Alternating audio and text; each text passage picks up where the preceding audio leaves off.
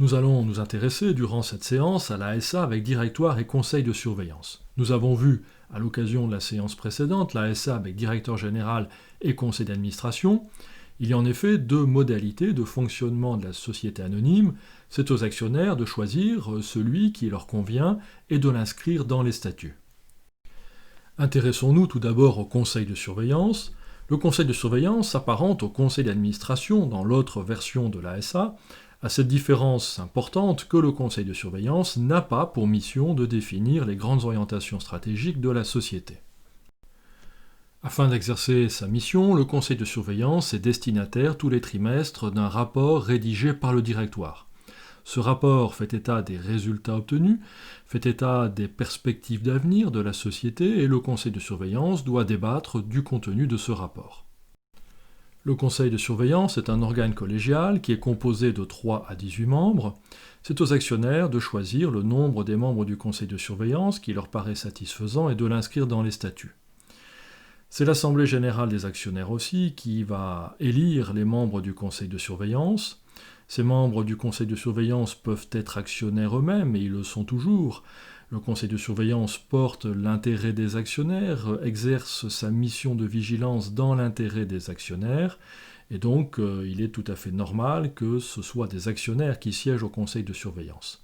Cependant, l'Assemblée générale des actionnaires peut choisir des personnes extérieures à l'actionnariat pour renforcer la compétence, l'indépendance du conseil de surveillance. Cette élection des membres du conseil de surveillance par l'Assemblée générale des actionnaires s'accompagne symétriquement d'une possibilité de révocation des membres du conseil de surveillance par cette Assemblée générale des actionnaires. Cette révocation est une révocation ad nutum qui peut intervenir à tout moment, sans préavis, sans indemnité, sans avoir à caractériser une faute. Il en est ainsi parce que les membres du conseil de surveillance sont des mandataires sociaux. Leur statut est régi par le code de commerce et l'on sait qu'à ce titre, ils sont révocables à tout moment par ceux qui les ont nommés. Les membres du conseil de surveillance peuvent être des personnes physiques comme des personnes morales. Si c'est une personne morale qui a été nommée au conseil de surveillance, celle-ci devra désigner une personne physique pour la représenter. Cette personne physique siégera au conseil de surveillance, portera la voix de la personne morale qu'elle représente et votera au nom et pour le compte de cette personne morale. Les membres du conseil de surveillance étant des mandataires sociaux, ils ne sont pas salariés de la société. Leur rémunération prend la forme des jetons de présence. Il s'agit d'une somme forfaitaire globale votée chaque année par l'Assemblée générale des actionnaires, affectée au conseil de surveillance pour la rémunération de ses membres.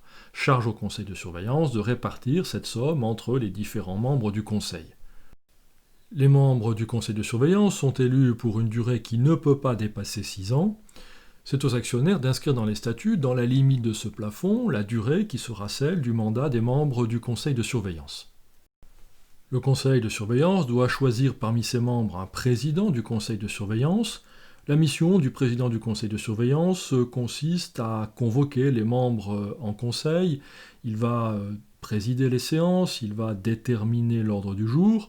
Au moment de voter, il ne dispose que d'une seule voix comme les autres membres du conseil de surveillance. Notons que chacun des membres du conseil de surveillance ne dispose que d'une seule voix, quel que soit le nombre d'actions dont il est propriétaire par ailleurs.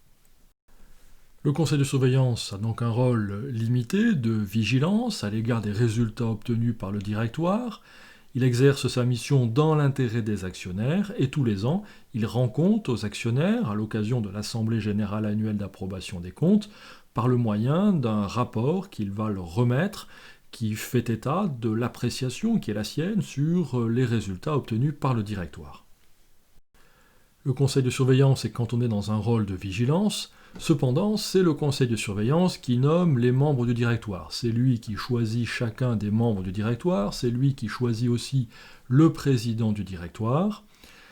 La révocation des membres du directoire est cependant de la compétence de l'Assemblée générale des actionnaires et non pas du conseil de surveillance. Précisons pour terminer les modalités de vote. Il y a tout d'abord une exigence de quorum, il faut que la moitié des membres du conseil de surveillance soient présents à la réunion pour que le conseil puisse délibérer. Ensuite, les résolutions sont mises au vote et elles sont adoptées à la majorité simple, c'est-à-dire à la moitié des voix plus une. En cas de partage des voix, la voix du président du conseil compte double. Intéressons-nous maintenant au directoire. Le directoire est investi d'une mission de définition des grandes orientations stratégiques de la société. Cette mission, dans l'autre version de la SA, elle est confiée au conseil d'administration. Et bien ici, c'est le directoire lui-même qui définit les grandes orientations et qui va les mettre en œuvre. Ce directoire, c'est un organe collégial, il est composé de 2 à 5 membres, jusqu'à 7 membres si la société est cotée en bourse. C'est aux actionnaires d'inscrire dans le statut le nombre des membres du directoire qui leur paraîtra satisfaisant. Le directoire doit donc collégialement, dans son ensemble, définir les grandes orientations stratégiques de la société. Non seulement le conseil de surveillance nomme les membres du directoire, mais c'est lui aussi qui désigne le président du directoire. Le président du directoire, il a une fonction bien particulière, c'est le représentant légal de la personne morale.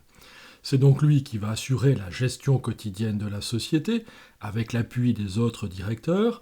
C'est lui qui va représenter la personne morale dans tous les actes qui seront les siens à l'égard des tiers. Les membres du directoire et le président du directoire sont choisis librement par le conseil de surveillance. Il n'est pas impératif qu'ils soient actionnaires de la société, ils peuvent l'être bien sûr, ils sont choisis en raison de leurs compétences, de leur capacité à diriger la société.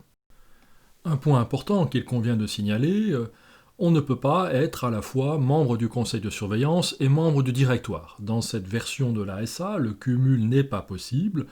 Il en va de l'indépendance du conseil de surveillance s'agissant de sa mission de contrôle des résultats obtenus par le directoire, impossibilité donc de faire partie à la fois du directoire et du conseil de surveillance. N'étant pas des salariés, les membres du directoire sont révocables discrétionnairement ad nutum, sans préavis, sans indemnité, sans avoir à caractériser une faute, par l'Assemblée générale des actionnaires. Il est possible, si les actionnaires le souhaitent, d'inscrire dans les statuts que ce pouvoir de révocation soit aussi confié au conseil de surveillance. Les membres du directoire sont des mandataires sociaux. Ils ne sont pas liés à la société par un contrat de travail, ils ne sont pas salariés de la société. C'est le Code de commerce qui régit le statut des membres du directoire. Le directoire rend des comptes tout à la fois au conseil de surveillance et à l'Assemblée générale des actionnaires. Il rend des comptes au conseil de surveillance de manière trimestrielle au travers des rapports qu'il doit rédiger et remettre au conseil de surveillance. Et puis, il rend des comptes chaque année à l'Assemblée générale des actionnaires. C'est en effet le directoire qui va annuellement convoquer les actionnaires en assemblée générale, le directoire leur présentant à cette occasion les résultats obtenus par la société, les actionnaires devant délibérer sur ces résultats. De manière quelque peu anecdotique, signalons que le législateur permet de remplacer le directoire par un directeur général unique lorsque le capital de la société est inférieur à 150 000 €. C'est aux actionnaires d'en décider. Cela nous amène à nous interroger sur la raison d'être de cette version de la SA avec un directoire en lieu et place du directeur général dans l'autre version. L'idée du législateur a été d'importer en droit français un modèle de gouvernance issu du droit allemand, modèle de gouvernance qui met en avant les mérites réels ou supposés de la collégialité. On a donc dans cette version de la SA une séparation entre la gouvernance assurée de manière collégiale par le directoire et l'actionnariat dont les intérêts sont défendus tout à la fois par l'Assemblée générale des actionnaires et par le conseil de surveillance.